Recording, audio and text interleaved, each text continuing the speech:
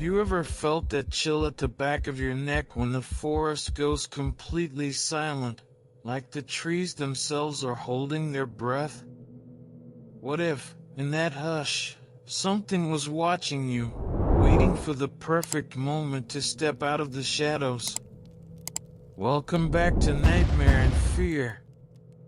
I'm Dylan, and tonight's story will take you deep into the wild, and into a darkness you won't forget. If you're new here, make sure to hit that subscribe button and help us reach 1,000 subscribers so we can keep sharing spine-tingling tales just like this one. Ready? Let's begin. It started with an old postcard, discovered in the trunk of my late grandfather's car. The card showed a peaceful clearing by a lake, Camp Halcyon. It read, "Where every night becomes a memory." No stamp, no date, just that cryptic slogan. Intrigued, I called up 3 friends, Ain, Kazuo, and Mira, and convinced them to join me for a weekend getaway. None of us knew the dark secret waiting behind that idyllic slogan. The gravel road turned to ruts as we drove deeper into the forests of northern Maine. By dusk, we reached the rusted gates of Camp Halcyon. The cabins stood empty, windows boarded, but campfire rings glowed faintly with old embers, as if someone had just left. I unlocked cabin 7 with the key attached to that postcard. Inside, we found a mantel cluttered with faded Polaroids, campers grinning by the lake, but their faces were scratched out in ink. Beneath them, a handwritten note. "Once you come here, you can never leave unchanged." A shiver ran through me, but I forced a laugh. "It's just an old prank," I said, tossing the note into a pile of firewood.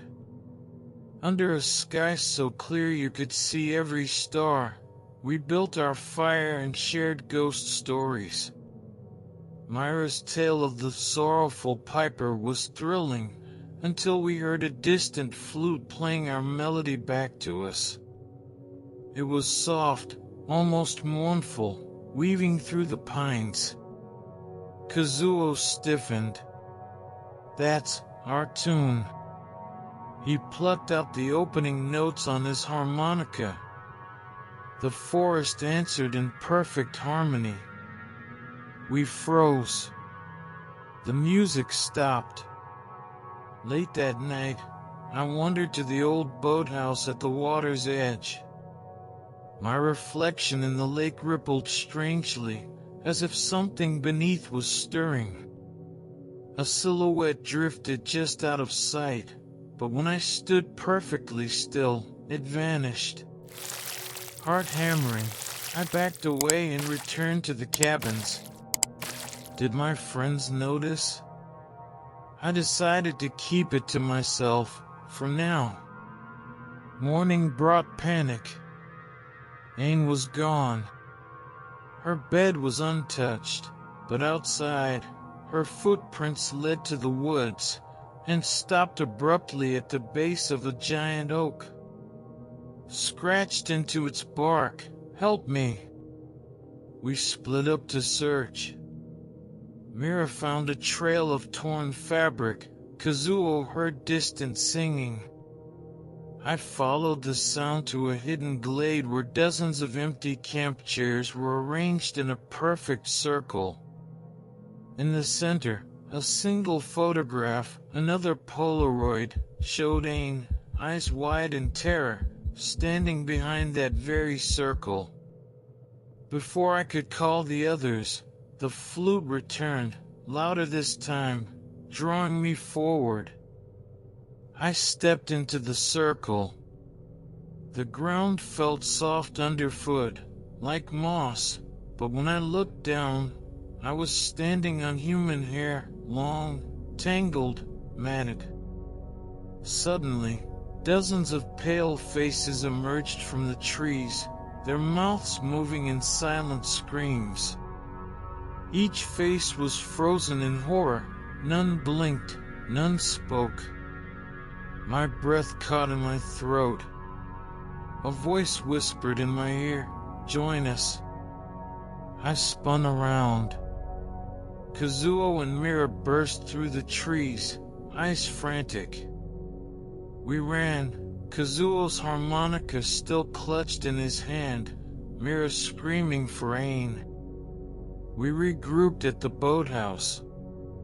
Inside, moonlight slanted through broken boards, illuminating waterlogged journals. I flipped one open. They collect us, one by one. We become the reflection in the lake. We watch, we wait, we call them in. The last entry was dated 20 years ago. The author's name? My grandfather's. I realized with horror, this was why the postcards were never mailed.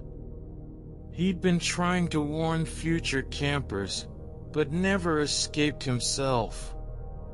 As we read, the flute began again, right outside. Kazuo lifted his harmonica and matched the notes. The music faltered, then reversed, notes spiraling upward. In that inversion, the faces on the water's surface shimmered. One pulled free, Ain, pale as moonlight, eyes glassy. I ran to her, but she reached out, her fingers long, unnaturally cold, and a whisper curled through the rafters, "We need 4." Mira and Kazuo froze.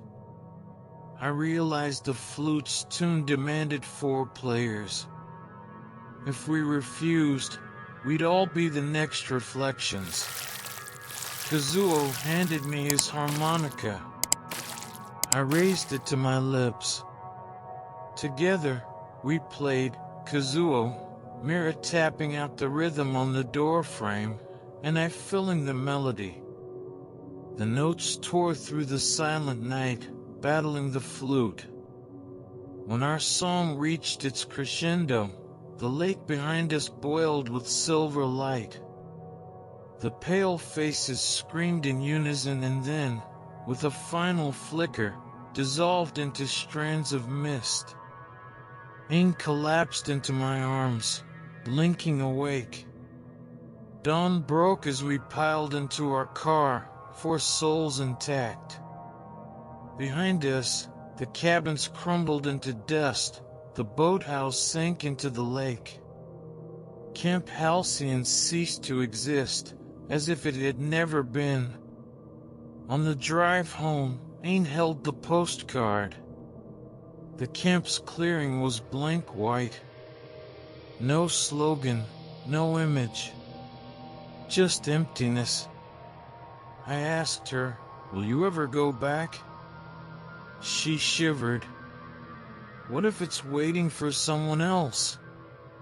I slipped the postcard into my pocket. Some nights, when the wind is still, I think I hear the flute calling, and I wonder if Camp Halcyon will rise again.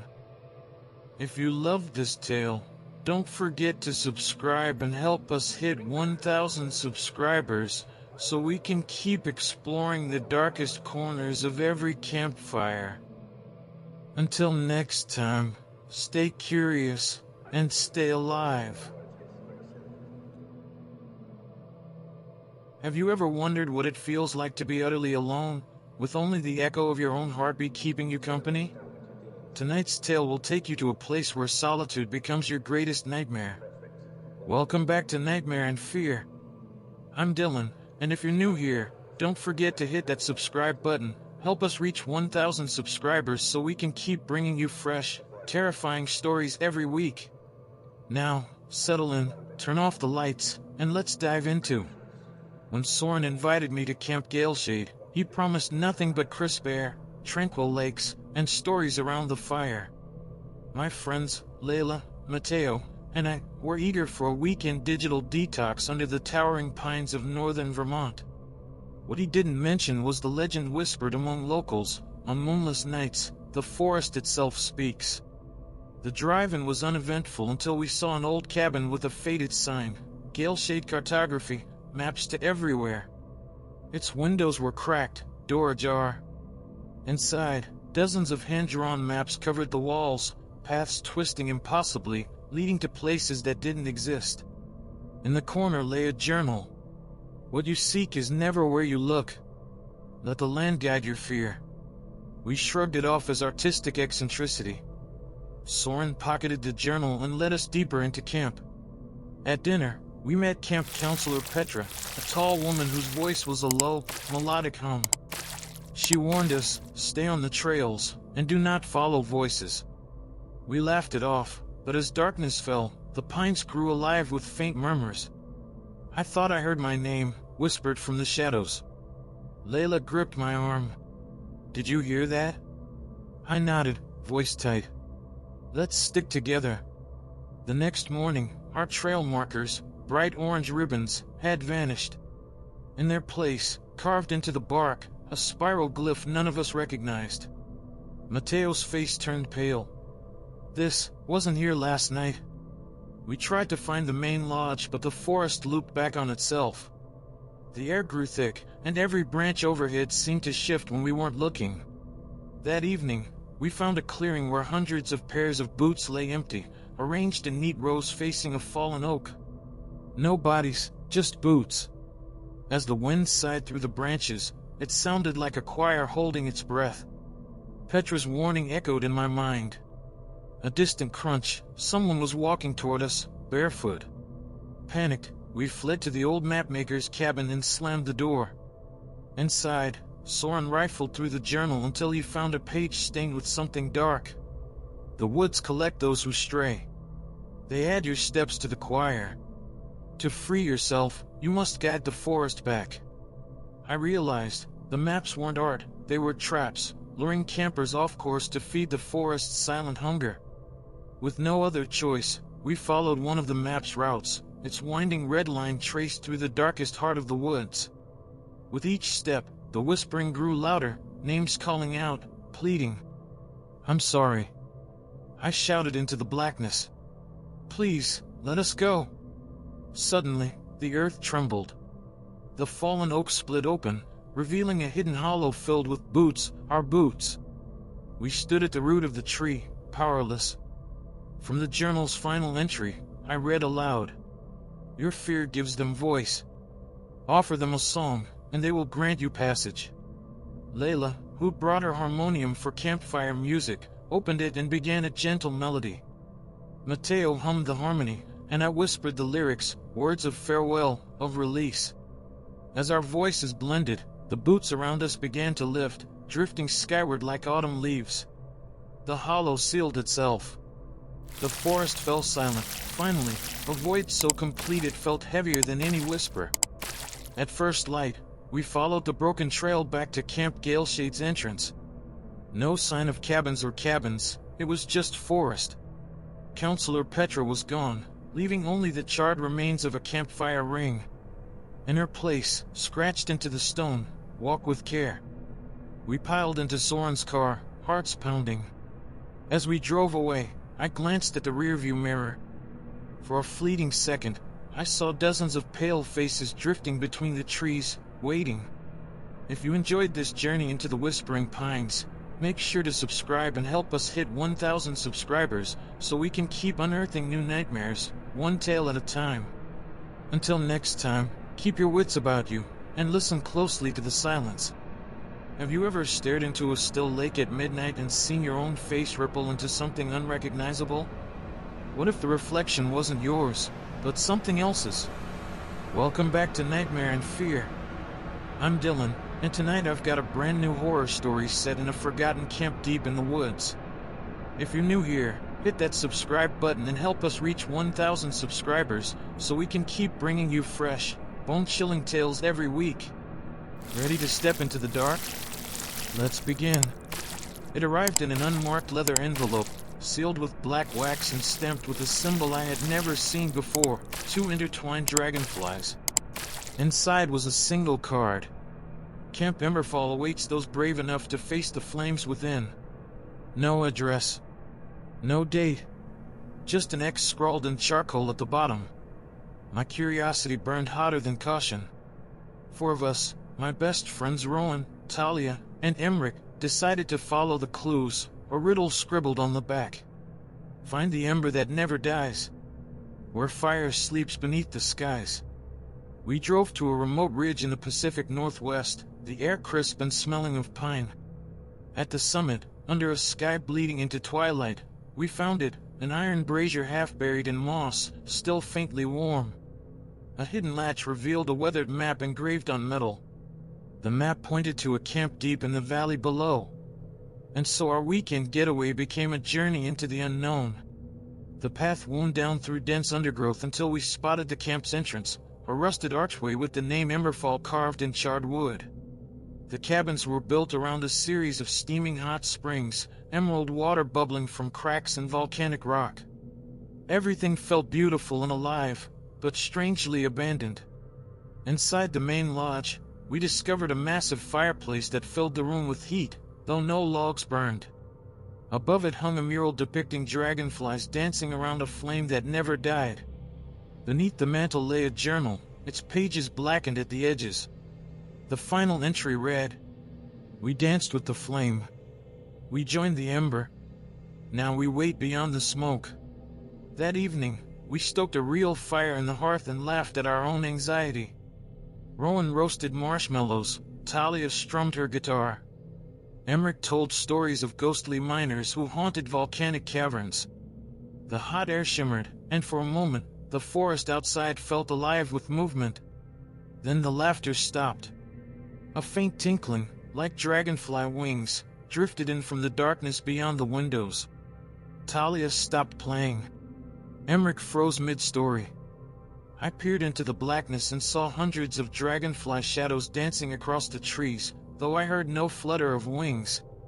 Morning light found us with strange souvenirs. Each of us had a charred dragonfly imprint burned into our palms. No pain, just a lingering heat. Curiously, our footprints on the dewy grass behind the lodge ended abruptly at the tree line, as if someone had erased the earth itself. We explored the camp's southwestern cabins, where we found charred footprints leading into the hot springs.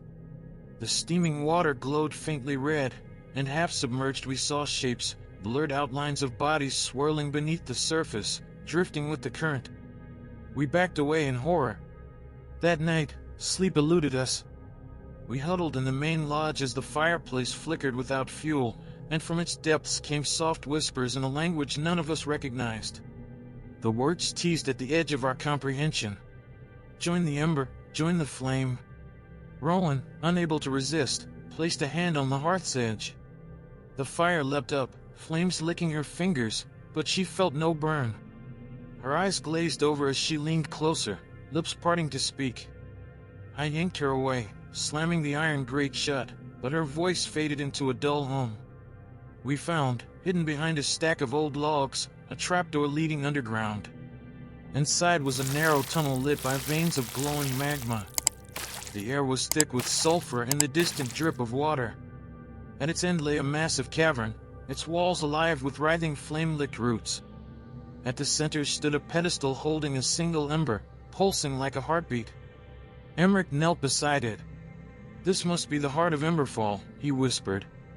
Talia shivered. "But what does it want?" Suddenly, the cavern filled with the soft buzzing of dragonflies, thousands of them, wings glinting like embers. They swirled around the pedestal, then down upon us, their shadowy forms wrapping around our limbs, drawing us toward the ember. Rowan, still half enchanted, stepped forward to dance with them.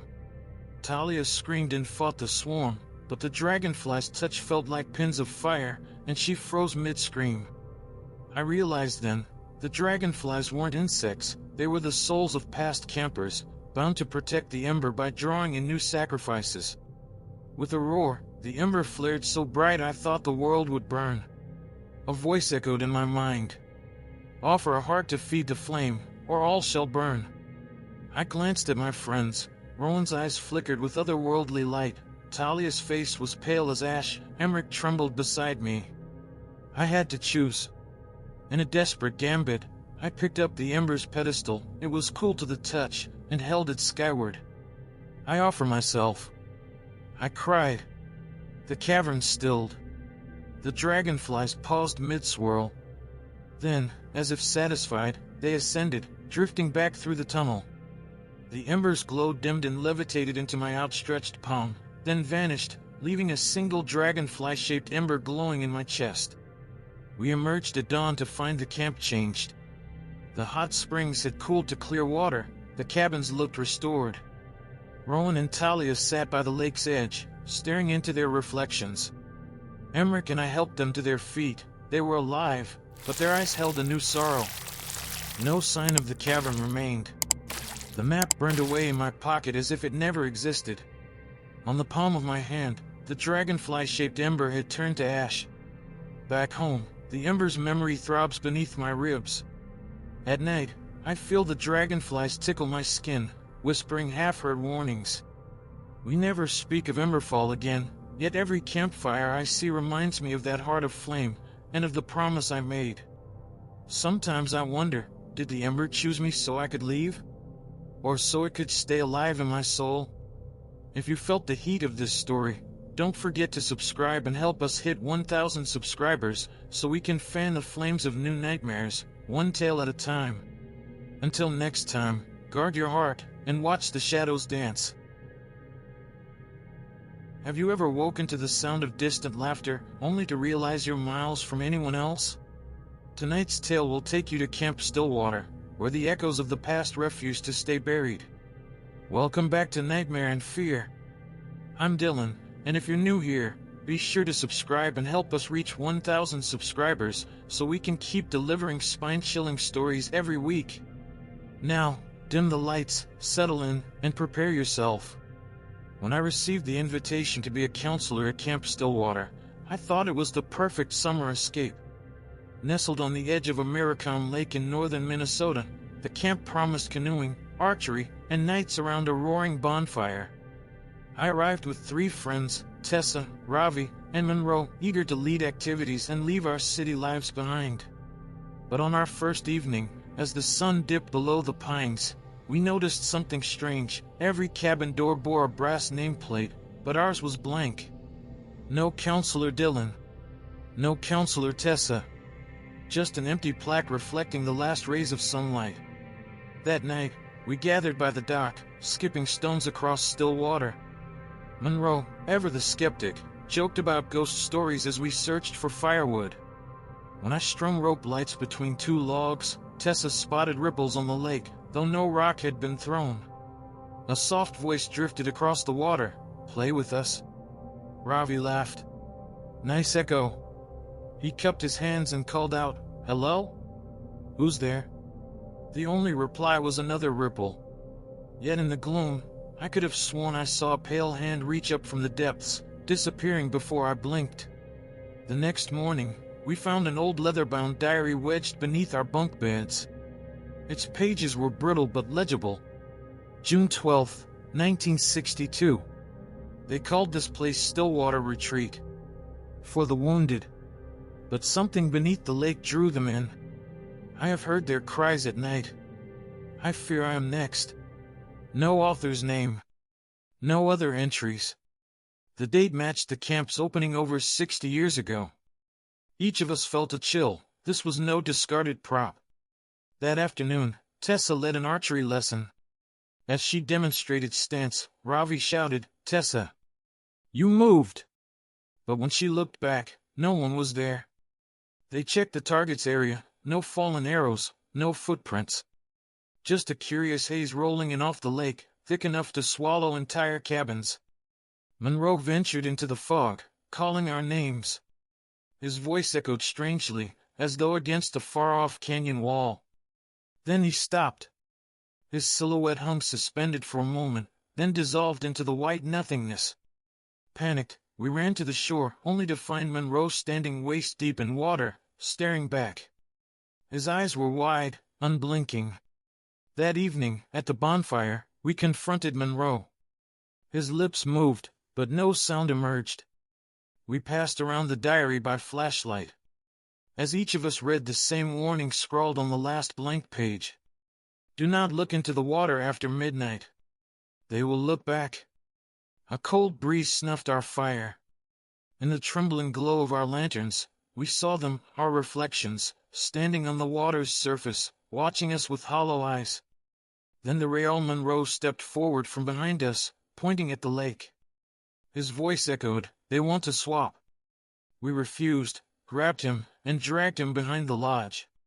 Tessa barricaded us in the rec hall, stacking benches and chairs. We ushered Monroe to sit, but as the clock in the foyer chimed midnight, the windows rattled like distant drums. From outside came soft tapping, fingernails on glass. Then a voice, broken and childlike. "Let us in, we're so cold." We huddled together, unwilling to open the door. Ravi found a hand mirror in a supply cupboard and held it to the window. Through the glass, I saw my own face, eyes dull, lips parted in a silent scream. My reflection nodded, beckoning.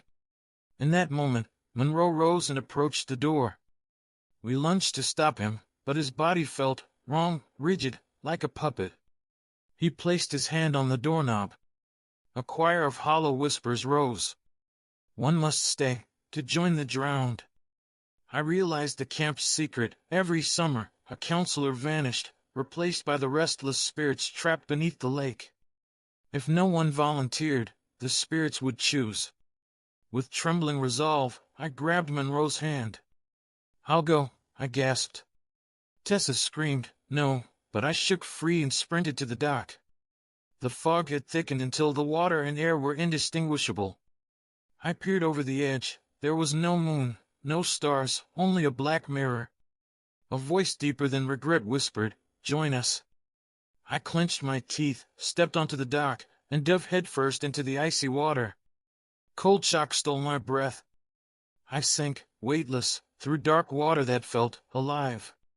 Shapes drifted around me, pale figures in tattered swimsuits, hair swirling like seaweed. One reached toward me with skeletal fingers, whispering, "Stay." But I kicked upward, breaking the surface in one jagged gasp. The fog parted, and I climbed onto the dock, soaking and shaking. My reflection on the water flickered, one last time, but then it settled back into my own frightened face. At first light, the fog lifted. I found Tessa, Ravi, and Monroe collapsed on the grass, tears on their cheeks. "Where were you?" they cried. I hugged them tightly, refusing to explain, and we fled Camp Stillwater without looking back. Behind us, the cabins stood empty and spotless, as though no one had ever lived there. The lake's surface gleamed in the rising sun, perfectly still, silently waiting. If you felt that chill down your spine, be sure to subscribe and help us reach 1,000 subscribers so we can keep uncovering new horrors, one camp at a time. Until next time, keep a close eye on Reflections, and remember, some invitations should never be answered.